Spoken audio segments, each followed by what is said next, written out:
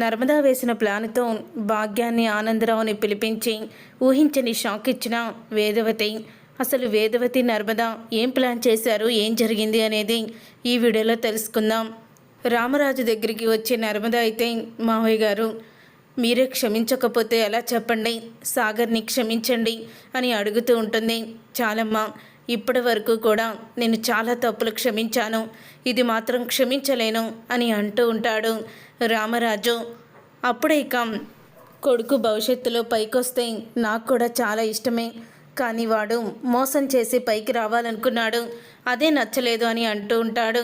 అప్పుడే ఇక వేదవతి, పిల్లలు తప్పులు చేస్తూ ఉంటారు, పెద్దలు వాటిని సరిదిద్ది వాళ్ళని సరైన దారిలో పెట్టాలి, సాగర్ చేసింది తప్పు కాదని నేను అనడం లేదు అని అంటూ ఉంటుంది వేదవతి. నీకేం తెలియదు బుజ్జమ్మ అని అనడంతో, నాకేం తెలియదండి, ఇన్ని సంవత్సరాల నుంచి తెలియకుండానే నేను ఇక్కడే ఉన్నాను, ఇక్కడే ఉండిపోతున్నాను కూడా. ఆ రోజు మీరన్న మాటలకి నేను ఎంత బాధపడ్డానో నాకే తెలుసు. ఈ సాగర్ ఉన్నా లేనట్టే, వాడు ఇంట్లో ఉన్నా లేనట్టే అని వాడిని ఇన్నిన్ని మాటలు అన్నారు, కానీ వాడు కోపంలో ఏదైనా అఘాయిత్యం చేసుకొని ఉంటే అప్పుడు జీవితాంతం మీరన్న మాటలకి వాడు చనిపోయాడని మీరు కూడా బాధపడుతూ ఉండేవాళ్ళు కదా అని అంటూ ఉంటుంది వేదవతి. ఇక ఆ మాట విని ఒక్కసారి షాక్ అయిపోతూ ఉంటాడు రామరాజు అయితే. కానీ వాడు అలాంటి నిర్ణయం తీసుకోలేదు, ధైర్యవంతుడు కాబట్టి వాడు ఆ మాటని పట్టించుకోలేదు కాబట్టి సరిపోయింది.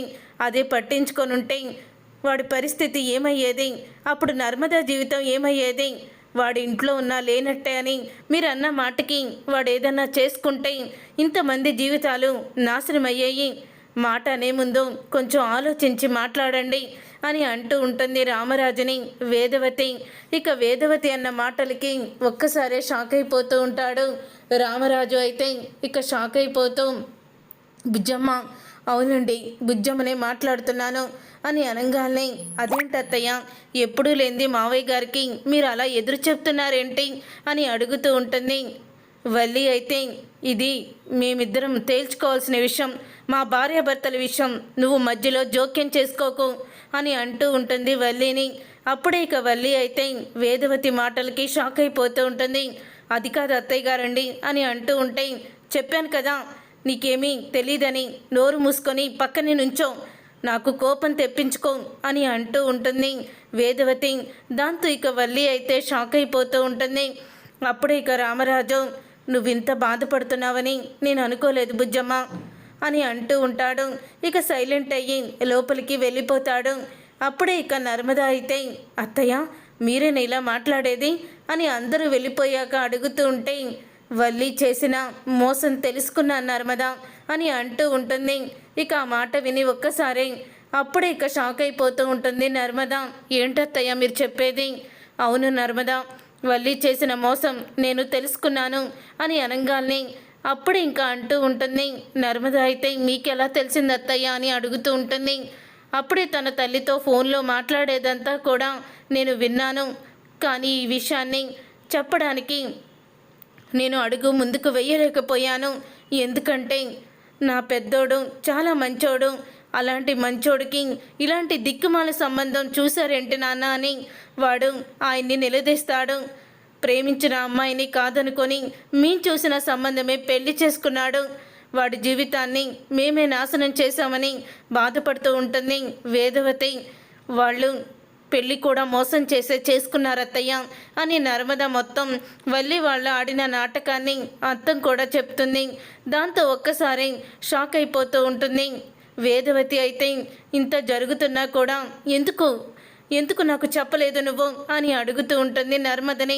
అలా చెప్పంగానే అప్పుడే ఇక నర్మద, ఏం చేయమంటారత్తయ్య, ఇంట్లో సమస్యలు ఎక్కువైపోతున్నాయి, ఆ వల్లి కారణంగా అందరూ బాధపడుతున్నారు, నిజం చెప్పాలని అనుకున్నాను, ఎక్కడో మిల్లులో పనిచేసే అతను మోసం చేశాడని మావయ్య గారు తట్టుకోలేకపోయారు, మావయ్య గారు తట్టుకోలేక ఆ రోజు చాలా బాధపడ్డారు, ఈ విషయం తెలిస్తే ఇంకా తట్టుకోలేరని నేను ప్రేమ నిజం చెప్పలేకపోయాం అత్తయ్య, కానీ అప్పటి నుంచి వల్లికి వాళ్ళమ్మకి వార్నింగ్ ఇస్తూనే ఉన్నాం, కానీ వాళ్ళు మాత్రం మా ఇద్దరిని ఇంట్లో నుంచి బయటికి గెంటేయాలని ఏదో ఒక రకంగా వాళ్ళు మమ్మల్ని పంపించేయాలని సమస్యలు సృష్టిస్తూనే ఉన్నారు అని అంటూ ఉంటుంది నర్మద. అయితే అప్పుడే వీళ్ళకి ఎలా బుద్ధి చెప్పాలి అని అడుగుతూ ఉంటుంది వేదవతి.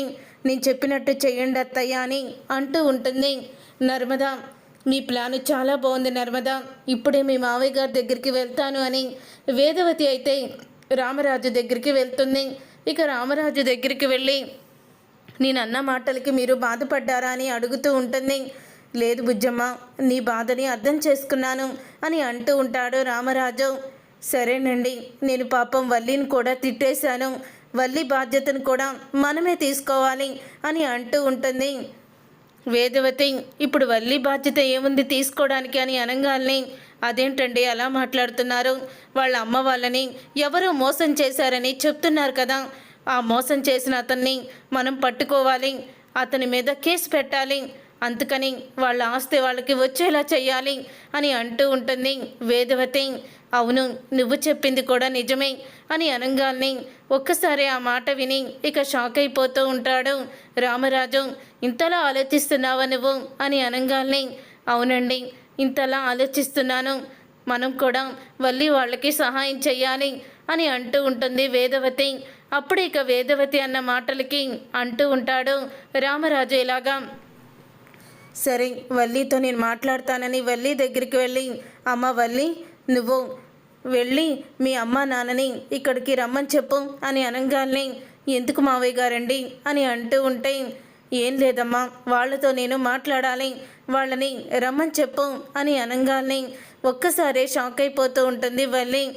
అంటే ఎందుకో తెలుసుకోవచ్చా అని అంటూ ఉంటే తెలుసుకోవచ్చు, అది ఎందుకో నేను చెప్తాను, వాళ్ళు వస్తే ఖచ్చితంగా చెప్తాను అని అంటూ ఉంటే ఎన్ని ప్రశ్నలు వేస్తున్నావంటే ఏదో తప్పు చేసిన దానిలాగా, మీ అమ్మ నాన్నని పిలవడానికి ఏమైంది అని అనుకుంటూ ఉంటే అవును, మా అమ్మ నాన్నని పిలవడానికి ఏమైంది, మేము తప్పు చేశాము, ఇప్పుడే ఫోన్ చేసి రమ్మంటాను అని వెళ్ళి భాగ్యానికి ఫోన్ చేస్తుంది. అమ్మోయ్, నువ్వు అర్జెంటుగా రావాలి, మావయ్య నీతో ఏదో మాట్లాడతారట అని అనగానే ఏం మాట్లాడతారమ్ముడు అని అంటూ ఉంటే ఏమీ లేదు, అసలు మిమ్మల్ని ఎందుకు పిలిపిస్తున్నారో కూడా నాకు అర్థం కావడం లేదు అని అంటూ ఉంటుంది నా వల్లి. అయితే అప్పుడే భాగ్యం ఆనందరావు వస్తున్నాము అని అంటూ ఇక ఇద్దరు కూడా వస్తారు. వచ్చిన తర్వాత అప్పుడే ఇక అంటూ ఉంటాడు రామరాజు. అయితే చూడండి చెల్లెమ్మ, మేము మీకు సహాయం చేయాలని అనుకుంటున్నాం, మిమ్మల్ని మోసం చేసి మీ ఆస్తి అంతా పోయేలా చేసిన అతను ఎవరు, ఎక్కడుంటాడో చెప్పండి, నేను అతని మీద కేసు పెట్టి మళ్ళీ మీ ఆస్తి మీకు దక్కేలా చేస్తాను, మీ బాధ్యత కూడా మాదే కదా అని అంటూ ఉంటాడు రామరాజు. ఆ మాట విని ఒక్కసారి షాక్ అయిపోతూ ఉంటుంది వల్లి. అయితే మావయ్య గారు, అతను ఎప్పుడో మోసం చేసి పారిపోయాడు కదా, ఇప్పుడు ఎలాగా అని అంటూ ఉంటుంది. అదేంటి వల్లి అలా మాట్లాడుతున్నావు, అతని మీద పోలీస్ కేసు పెడదాము, పోలీస్ కేసు పెడితే ఎక్కడున్నా సరే ఇక్కడికి రప్పిద్దాము, అప్పుడు మీ ఆస్తి అంతా మీకు దక్కుతుంది, ఏమంటావు పెద్దోడా అని చందుని అడుగుతుంది. అవునమ్మా, ఇంత బాధ్యతగా నేను కూడా ఆలోచించలేదు, ఆ రోజే పోలీస్ కేసు పెట్టుంటే సరిపోయేది, ఆలస్యమైనా ఏముందిలే, ఇప్పుడే పోలీస్ కేసు పెట్టొచ్చు అని చందు అంటూ ఉంటే ఒక్కసారి ఆనందరావు భాగ్యం ఇద్దరూ కూడా షాక్ అయిపోతూ ఉంటారు.